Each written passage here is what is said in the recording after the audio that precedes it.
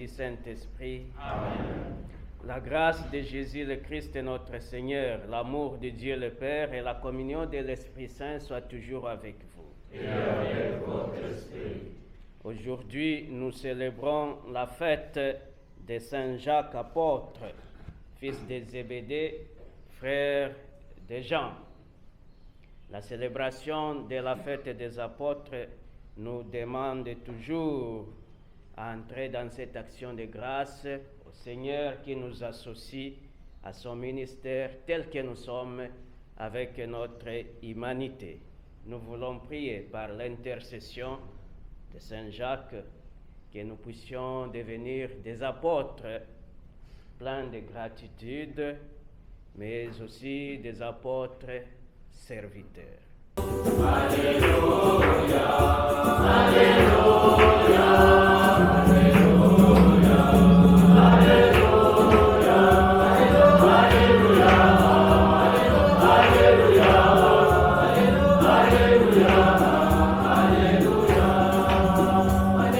Alléluia, Alléluia,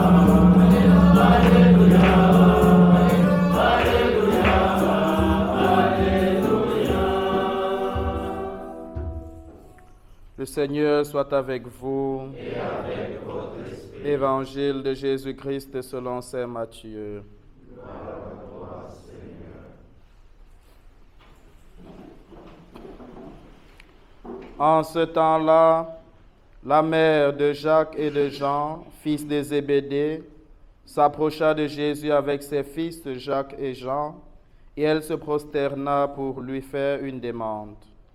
Jésus lui dit, « Que veux-tu » Elle répondit, « Ordonne que mes deux fils que voici siègent l'un à ta droite et l'autre à ta gauche dans ton royaume. » Jésus répondit, « Vous ne savez pas ce que vous demandez.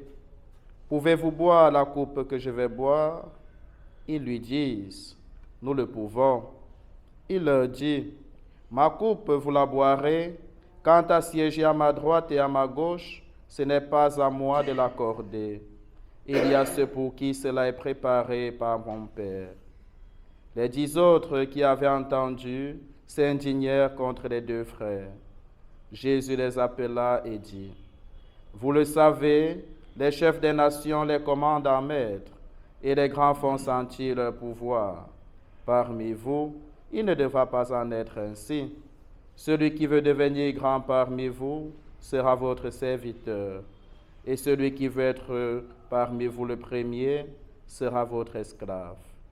Ainsi, le Fils de l'homme n'est pas venu pour être servi, mais pour servir et donner sa vie en rançon pour la multitude. »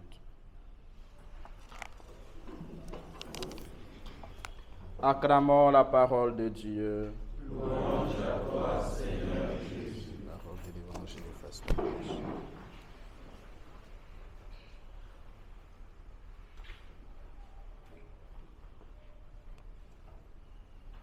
Est-ce que dans l'assemblée, il y a quelqu'un qui s'appelle Jacques ou Jacqueline? Nous avons des amis, des connaissances qui portent ce nom. Nous leur souhaitons aussi une bonne fête.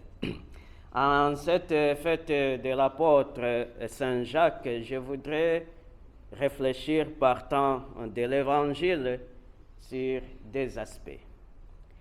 Le premier, c'est la grâce de la prière non exaucée. Et le deuxième aspect, c'est sur les services. Nous écoutons dans l'Évangile la mère de Jacques et de Jean, fils de Zébédée, cette femme de Zébédée qui n'a pas de nom, qui s'approche de Jésus pour faire cette demande. Elle adresse sa prière à Jésus, une prière qui suscite l'indignation des autres apôtres. Une prière au finish qui n'est pas exaucée. Les 10 étaient indignés mais je pense que la femme, Madame Zébédée et ses fils, étaient aussi déçus. Une prière non exaucée. Vous et moi, nous avons peut-être fait cette expérience. Il y a une intention pour laquelle nous avons prié. Nous continuons à prier. Nous demandons au Seigneur ceci ou cela, soit pour nous-mêmes, soit pour nos proches. Mais il n'y a pas de réponse. Il n'y a pas encore de réponse. Nous pouvons être indignés, nous pouvons être fâchés, nous pouvons nous décourager, nous pouvons perdre l'espérance. Je voudrais vous inviter à faire un pas et considérer cette demande de la femme de Zébédée le soir du vendredi saint. La maman est venue pour demander à Jésus que ses fils siègent à sa gauche et à sa droite. Et Jésus dit, cette prière-là, je ne l'exauce pas maintenant. Mes frères et sœurs, je pense que le soir du vendredi saint, Madame Zébédée, ses deux fils, je pense que le soir du vendredi saint, les 10 autres avaient adressé une prière d'action de grâce au Seigneur en disant « Merci, tu n'as pas exaucé cette prière-là ». En voyant comment Jésus a terminé sa vie sur la croix, au milieu des 2 bandits-là, Madame Zébédée a dit « Merci Seigneur pour cette prière non exaucée ». Oui, c'est bien et juste d'être plein de gratitude et de dire merci au Seigneur pour toutes les prières qu'il exauce. Mais disons aussi merci au Seigneur, même si nos prières, nos demandes ne sont pas encore exaucées. Nous, comme missionnaires, nous sommes réunis ici en train de faire la relecture de nos expériences missionnaires. Et parfois, on peut se rendre compte que je voulais aller tel côté. On m'a envoyé là où je ne voulais pas aller.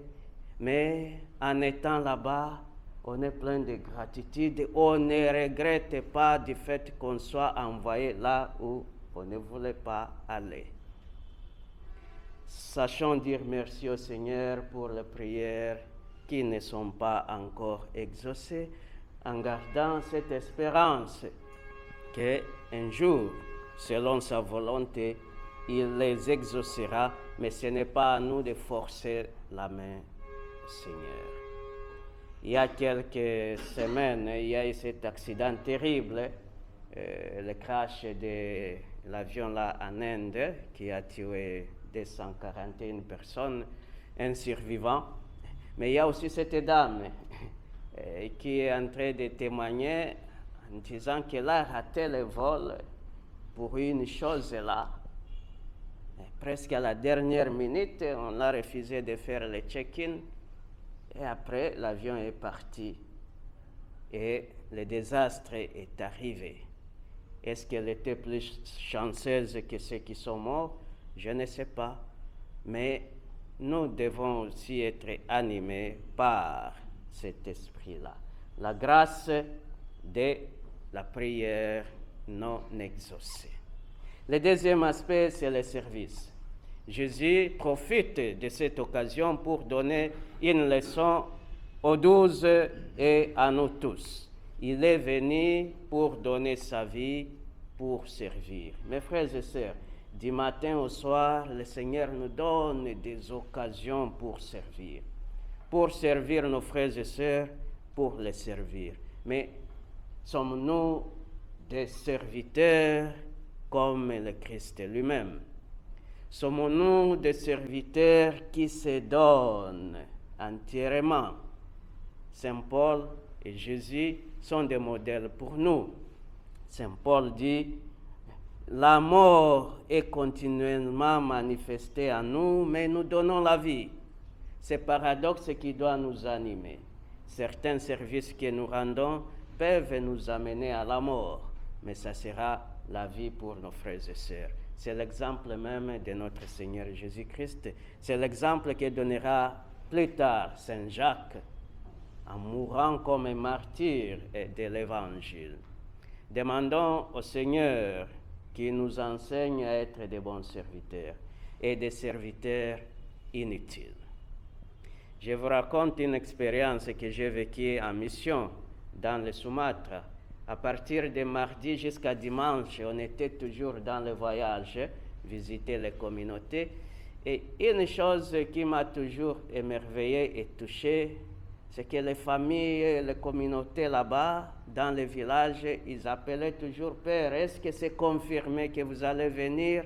« Oui, c'est confirmé. »« Père, amenez ceci, cela et cela. » « Oui. » Et la veille, vous appelez encore « Père, est-ce que vous allez venir ?» « Oui, je vais venir. » Et le matin, il vous appelle encore « N'oubliez pas, Père, ceci ou cela. » Et parfois, on est à quelques 200 mètres de la chapelle, tu regardes encore l'appel est là.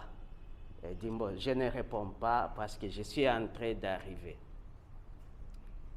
Au retour, on part, on rentre en paroisse.